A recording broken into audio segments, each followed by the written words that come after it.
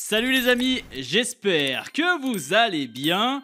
On se retrouve aujourd'hui pour parler de ce mastodonte, le Samsung Odyssey Arc. C'est un écran gamer tout simplement hors norme et bourré de nouvelles technologies hyper intéressantes. Alors installez-vous confortablement comme d'habitude et on regarde tout ça. Allez, c'est parti, showtime!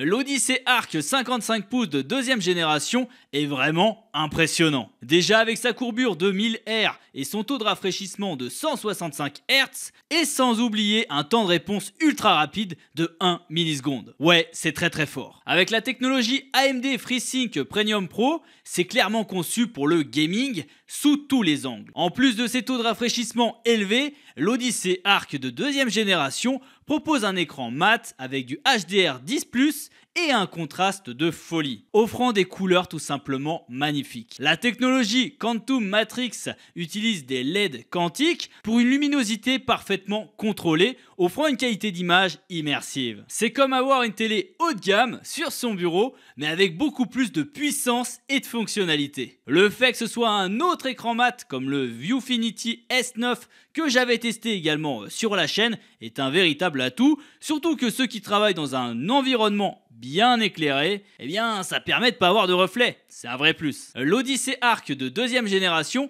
est également livré avec des accessoires de haute qualité et une boîte dédiée. La connectique se compose de deux ports USB type C, d'une sortie optique, d'un port secteur, d'un port One Connect qui la relie donc à l'écran, d'un port Ethernet.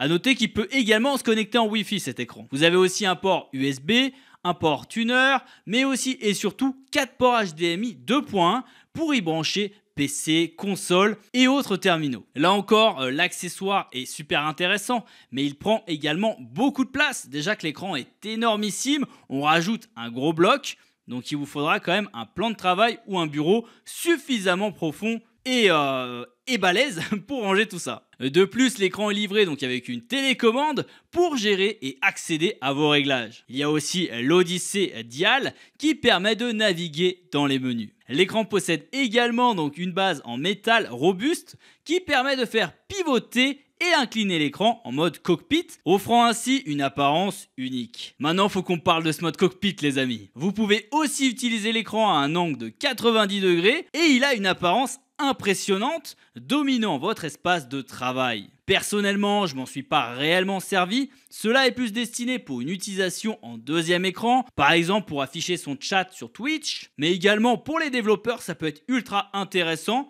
ou encore pour de la productivité. Dans tous les cas, c'est une expérience qui est incroyable. Cet écran est doté d'un firmware mis à jour qui permet de maximiser l'utilisation de l'immense surface de l'écran. La fonctionnalité Multiview permet notamment d'afficher jusqu'à 4 sources différentes sur un seul écran. Grâce au commutateur intégré, vous pouvez contrôler plusieurs PC et applications intégrées avec une seule souris et un seul clavier. Ça, c'est assez fou. La fonctionnalité Flex Move vous permet de régler et personnaliser la résolution de votre écran à tout moment. Vous pouvez changer la taille, la position et le ratio de l'écran avec le cadran solaire de l'arc ou la télécommande. Vous pouvez redimensionner un seul écran selon vos préférences, ce qui est particulièrement pratique. En bonus, l'arrière-plan s'ajuste pour correspondre à la couleur de ce qui est affiché à l'écran. Enfin, parlons de la technologie Sound Dome, une autre fonctionnalité semblable à celle d'une télé. Vous ne trouverez cette qualité sonore sur aucun autre moniteur gaming,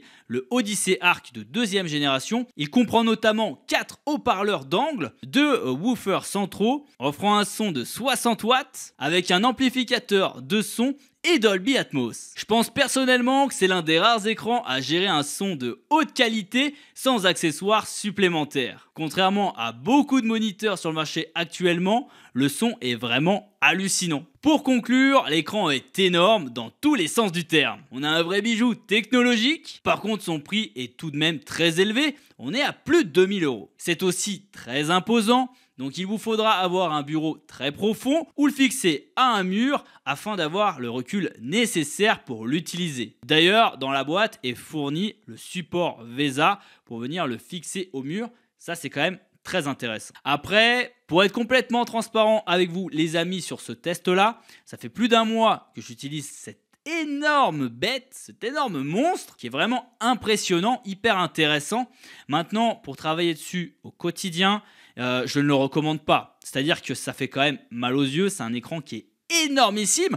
On a littéralement une télé posée sur son bureau de travail. Je trouve que c'est un peu trop à mon goût. Après, peut-être que l'écran était trop proche de mes yeux aussi, mais je l'utilisais plutôt moi pour une utilisation gaming, sachant que c'est un deuxième setup. Donc pour jouer avec le PC gamer de temps en temps, ou encore approcher le simu de Formule 1 pour jouer, ça passe bien.